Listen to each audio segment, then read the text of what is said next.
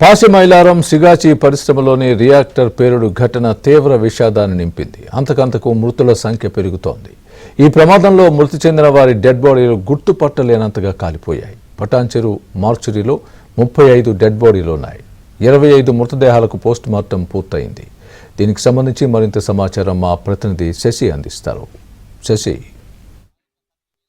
సిగాచి పరిశ్రమలో పేలుడు వల్ల సుమారుగా 40 మందికి పైగా మృత్యువాత పడ్డారు. అయితే ఈ ప్రమాదంలో మృతి చెందిన వారి మృతదేహాలను పటాన్చెరు ప్రభుత్వ ఆసుపత్రికి తరలించారు. పటాన్చెరు ప్రభుత్వ ఆసుపత్రిలో పోస్ట్ మార్టం నిర్వహించి అనంతరం ఇక్కడ నుంచే వారి కుటుంబ సభ్యులకు అప్పగిస్తూ ఉన్నారు. ఇప్పటి వరకు కూడా పటాన్చెరు ప్రభుత్వ ఆసుపత్రికి సుమారుగా 37 మృతదేహాలు చేరుకున్నాయి. ఈ 37 మృతదేహాలు సుమారుగా 25 నుంచి 27 మృతదేహాలకు పోస్ట్ మార్టం పూర్తయినట్టుగా ప్రస్తుతం అందుతున్నటువంటి సమాచారం.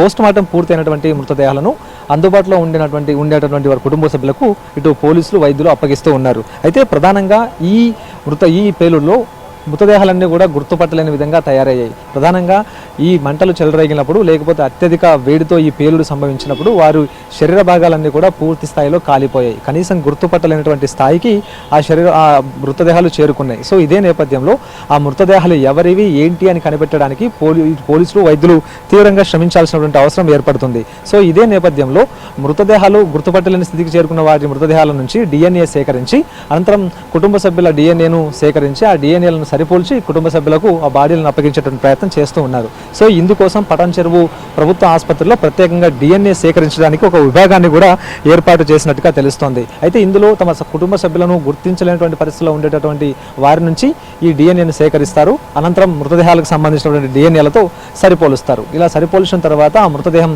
ఆ యొక్క DNAతో సరిపోతే మాత్రం ఆ యొక్క కుటుంబ సభ్యులకు మృతదేహాన్ని అప్పగించేటువంటి ప్రయత్నం అయితే చేస్తూ ఉన్నారు. సో ఇప్పటి వరకు కూడా పటాన్చెరు ప్రభుత్వ ఆసుపత్రిలో సుమారుగా 37 మృతదేహాలు ఉన్నాయి. ఇందులో 27 మృతదేహాలకు పోస్ట్ మార్టం పూర్తయింది. ఆ తర్వాత ఇప్పటికే 10 మృతదేహాలకు సంబంధించినటువంటి DNA శాంపిల్స్ను కూడా ఇటు వైద్యులు సేకరించారు. ఈ రక్త సంబంధికుల నుంచి ఈ బ్లడ్ శాంపిల్స్ సేకరించినట్టుగా తెలుస్తోంది. అయితే ఈ శాంపిల్స్ సేకరించిన తర్వాత వీటిని ల్యాబ్కు పంపుతారు. సుమారుగా 48 గంటల తర్వాతే FSL రిపోర్టుకు సంబంధించినటువంటి నివేదిక వస్తుంది.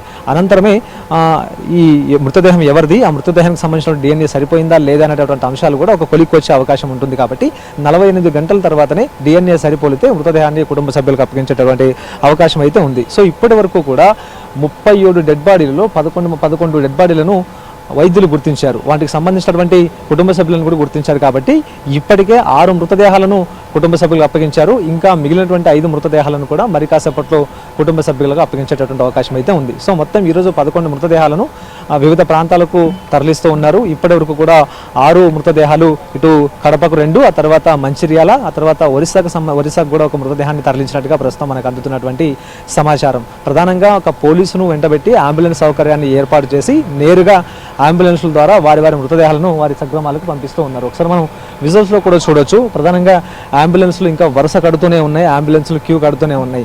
ఇప్పటి వరకు అయితే ఏ మృతదేహాలను గుర్తించారో ఆ మృతదేహాలను వారి కుటుంబ సభ్యులకు అయితే మాత్రం అప్పగిస్తూ ఉన్నారు. సో మొత్తానికి ఈ పటాన్చెరు ప్రభుత్వ ఆసుపత్రిలోనే పోస్ట్ మార్టం నిర్వహించడానికి వీలుగా ప్రత్యేకంగా వైద్యులను కూడా సిద్ధం చేస్తున్నారు. గాంధీ ఆసుపత్రి నుంచే కాకుండా ఉస్మానియా ఆసుపత్రి నుంచి కూడా పోస్ట్ మార్టం నిర్వహించడానికి అనుభవజ్ఞులైనటువంటి డాక్టర్లను రప్పించి ఇప్పటి వరకు కూడా సుమారుగా 27 మృతదేహాలకు పోస్ట్ మార్టం నిర్వహించినట్టుగా తెలుస్తోంది.